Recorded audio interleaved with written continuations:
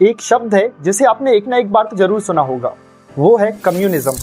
ये एक ऐसी आइडियोलॉजी है जो पूरे वर्ल्ड वाइड एग्जिस्ट तो करती है, लेकिन अभी भी आधे से ज्यादा लोगों को इस बारे में कंप्लीट नॉलेज नहीं है। Who was Karl Marx, who was Lenin, who was Stalin, and what was the communism of Soviet Union, and what was the communism of China. इन सब टॉपिक पर डिटेल में चर्चा करेंगे। शुरुआत करते हैं उस समय से जब इंडस्ट्रियल रिवॉल्यूशन जस्ट स्टार्ट ही हुआ था। नई नई मशीनरीज इंट्रोड्यूस की गई थी, नई नई बड़ी बड़ी फैक्ट्रीज बन रही थी, और इन फैक्ट्रीज के जो मालिक थे वो अपना प्रॉफिट मैक्सिमाइज करने के लिए मजदूरों का एक्सप्लॉयटेशन करते थे। मजदूरों को 12-12, 13-13, यहाँ तक कि कई बार 14-14 घंटे तक जॉब करना पड़ता था, काम करना पड़ता था, लेकिन एकदम कम वेजेस पे, कम फैसिलिटीज में और कम मेडिकल फैसिलिटीज, जो सबसे मेन पॉइंट होता है। मजदूरों के एक्सप्लॉयटेशन को रोकने के लिए कार्ल मार्क्स आगे आए।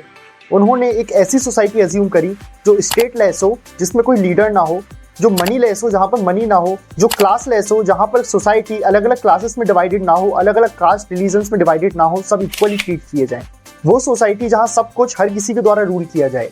ईयर 1848 में कार्ल मार्क्स ने अपना कम्युनिस्ट मैनिफेस्टो पब्लिश किया था, जिसमें उन्होंने डिटेल में बताया था कि कम्युनिज्म कैसे अचीव किया जा सकता है, एग्जिस्टिंग गवर्नमेंट या एग्जिस्टिंग मोनार्क रूल को ओवरथ्रो करके। कार्ल मार्क्स ने अपने कम्युनिस्ट मैनिफेस्टो में कम्युनिज्म के बेसिक्स के तौर पे ये बताया था कि एक ऐसी सोसाइटी जहाँ फ्री एजुकेशन हो सबके लिए, जहाँ फ्री हेल्थ हो सबके लिए, और किसी को भी बाय बर्थ कोई एडवांटेज ना दिया जाए। बाय बर्थ एडवांटेज का मतलब है कि कोई अगर अमीर घर में पैदा हुआ है तो उसे बचपन से अमीरी ना दी जाए, या कोई गरीब घर में पैदा हुआ है तो उसे बचपन से गरीबी ना देखनी पड़े। एक ऐसी सोसाइटी जहाँ हर कोई इक्वल हो, जहाँ पर प्राइवेट ओनरशिप का कोई कॉन्सेप्ट ना हो, कोई भी किसी का भी प्राइवेट ओनर नहीं होगा, ना किसी लैंड का, ना किसी होम का, ना किसी दूसरी चीज़ों का। हर चीज़ हर किसी में डिस्ट्रीब्यूट की जाएगी इक्वली, चाहे कोई मेहनत जितनी भी करे। अब ये सब सुनने में बहुत अच्छा लगता है और थ्योरेटिकली बहुत अच्छा है, लेकिन प्रैक्टिकली इम्प्लीमेंट 100% होना पॉसिबल नहीं था। स्वाभाविक सी बात है, बहुत सारी अच्छी चीज़ें थी, लेकिन बहुत सारी नेगेटिव पॉइंट्स भी थे कम्युनिज्म को लेकर, जो कंसेप्ट कार्ल मार्क्स ने दिए थे। इसके कारण ये प्रैक्टिकली इंप्लीमेंट होना पॉसिबल नहीं था 100%, क्योंकि मान के चलिए कोई सोसाइटी 100% स्टेटलेस हो जाए तो उसका कोई लीडर ही नहीं होगा, और अगर लीडर ही नहीं होगा तो वो सोसाइटी अपने आप कोलैप्स हो जाएगी। आसपास के जो दूसरे जो पड़ोसी राज्य हैं या दूसरे लीडर्स हैं वो आके उसको ओवरथ्रो कर देंगे और अपना साम्राज्य जमा लेंगे, अपने आप कम्युनिज्म खत्म हो जाएगा। कम्युनिज्म 100% एप्लीकेबल हमें पास्ट में देखने को मिलता है जब ट्राइबल कम्युनिटीज हुआ करती थी, जब जो भी फिजिकली पावरफुल लोग थे वो बाहर से शिकार करके लाते थे और सारे लोगों को वो शिकार बांटते थे खाने के लिए, और सब लगभग एक तरह के घरों में रहते थे, सबको सेम फैसिलिटीज रहती थी, और कहीं कहीं कोई भी उनके लीडर नहीं होते थे।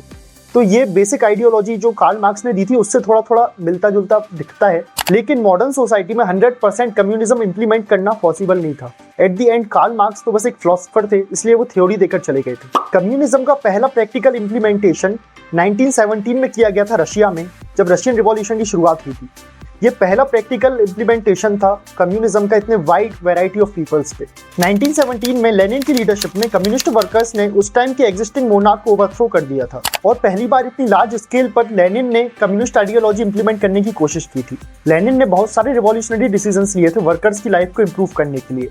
पहले वर्कर्स को 12, 13, 14 घंटे तक काम करना पड़ता था, लेकिन लेनिन ने डिसाइड किया कि मैक्सिमम दिन में 8 घंटे ही वर्कर्स काम करेंगे, वीक में 5 दिन से ज़्यादा कोई काम नहीं करवा पाएगा।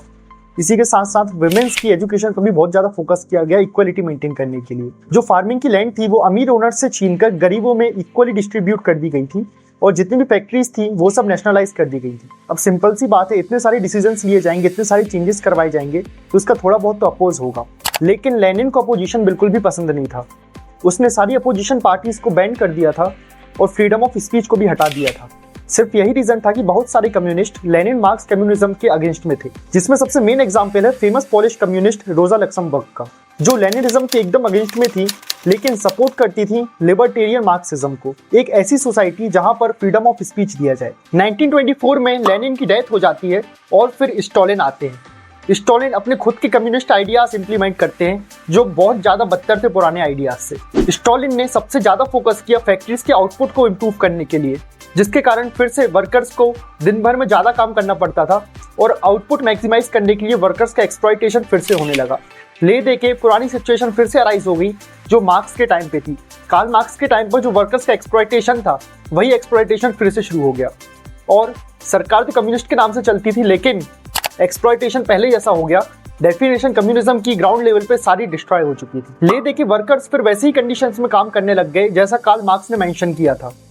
बस अंतर इतना था कि पहले प्राइवेट ओनरशिप में फैक्ट्रीज चलती थी, लेकिन अभी भी सब नेशनलाइज्ड था। लेकिन मजदूरों की हालत इतनी ज्यादा बदतर हो चुकी थी कि लाखों मजदूरों की डेथ हो चुकी थी भुखमरी से। सिर्फ इसी कारण से बहुत सारे लोग स्टालिन की आइडियोलॉजी को स्टेट कैपिटलिज्म भी बोलने लगे थे। कैपिटलिज्म जिसके बारे में हम अगली वीडियो में बात करेंगे। स्टालिन के बाद माओ आए। माओ जिनकी कम्युनिस्ट आइडियोलॉजी और भी ज्यादा वायलेंट थी, और माओ की आइडियोलॉजी को माओइज्म बोला जाता है। अभी हमारे देश में जितने भी नक्सली माओवादी मौजूद हैं वो सब माओ की आइडियोलॉजीज पर ही बिलीव करते हैं। यही कारण है कि वो इतने ज्यादा वायलेंट रहते हैं और हर चीज में इतना ज्यादा डिपेंडेंट रहते हैं वायलेंस पे। बाद में बहुत सारी कंट्रीज ने कोशिश की कम्युनिज्म आइडियोलॉजी को एक्सेप्ट करने की और इम्प्लीमेंट करने की, लेकिन एक बात नोटिस करना जरूरी है कि इन सारी कंट्रीज में डिक्टेटरशिप थी, जिसका मेन रीजन ये हो सकता है कि कम्युनिज्म की मेन डेफिनेशन में कहा गया है कि स्टेटलेस, क्लासलेस, मनीलेस सोसाइटी। तो जब कोई स्टेट ही नहीं रहेगा लीड करने के लिए, हर कोई सेम लेवल पे बराबर रहेंगे, तो वहां पे एक पावर वैक्यूम हो जाएगा, जिसके कारण कोई भी आकर वहां आसानी से कंट्री को या उस पार्टिकुलर जगह को अपने अंडर में ले सकता है और डिक्टेटरशिप शुरू कर सकता है। इसलिए जिन कंट्रीज में pure form of communism implement करने की कोशिश की गई, वो कंट्रीज ऑटोमेटिक डिक्टेटरशिप की तरफ टिल्ट हो गई। डिक्टेटरशिप से वन पार्टी रूल एस्टेब्लिश हो जाते हैं, कोई डेमोक्रेसी नहीं होती, कोई अपोजिशन नहीं होता, और सब कुछ गवर्नमेंट के ही अंडर कंट्रोल हो जाता है, और फिर सब कुछ कम्युनिज्म की मेन डेफिनेशन से ऑटोमेटिकली अलग हो जाता है। प्योरेस्ट फॉर्म ऑफ कम्युनिज्म का एक और डिसएडवांटेज है कि अगर कोई सोसाइटी जो स्टेटलेस होगी, मनीलेस होगी और क्लासलेस होगी, वहां पर अगर लोगों को रिवॉर्ड ही नहीं मिलेगा कोई एक्स्ट्रा एफर्ट्स पुट करने के लिए, तो लोग मेहनत ही क्यों करेंगे। साइंस की फील्ड में और दूसरी फील्ड में इनोवेशंस की कोई उम्मीद ही नहीं होगी, क्योंकि लोग मेहनत ही नहीं करेंगे, और जिसके कारण डेवलपमेंट भी रुकने की संभावनाएं बढ़ जाती है। लेकिन प्योर फॉर्म ऑफ कम्युनिज्म के बहुत सारे एडवांटेजेस भी हैं, जो आज की डेट में मॉडर्न वर्ल्ड में सक्सेसफुल इंप्लीमेंट भी किए जा रहे हैं डेमोक्रेटिक कंट्रीज में भी। जैसे एक क्लासलेस सोसाइटी जो आज की डेट में बहुत इंपॉर्टेंट है। क्लासलेस सोसाइटी जो लगभग हर कंट्री में इंप्लीमेंट किया जाता है जहाँ डेमोक्रेसी है। कोई भी डिफरेंस नहीं होगा अमीर और गरीब के बीच में। हर डेमोक्रेटिक कंट्री में लॉ के सामने अमीर और गरीब सब बराबर रहते हैं, कोई भी डिफरेंशिएशन नहीं होता। विमेंस को एजुकेशन पर सबसे ज्यादा फोकस किया गया था कम्युनिस्ट आइडियोलॉजी में, जो अभी भी मॉडर्न कंट्रीज में, मॉडर्न वर्ल्ड में इंप्लीमेंट किया जा रहा है। इसके अलावा वर्कर्स के एक्सप्लॉयटेशन को रोकने के लिए बहुत से लॉस बनाए गए हैं कि मिनिमम आवर्स डिसाइड किए गए हैं कि कोई भी फैक्ट्री या कंपनी अपने वर्कर्स से इससे ज्यादा काम नहीं करवा सकती, और मिनिमम वेजेस भी डिसाइड किए गए हैं जिसमें उनका एक्सप्लॉयटेशन रोका जा सके। और हर फैक्ट्री या कंपनी ओनर को ये सारे रूल्स एंड रेगुलेशंस फॉलो करने की जरूरत है। ये कुछ अच्छे एडवांटेजेस थे कम्युनिस्ट आइडियोलॉजी के।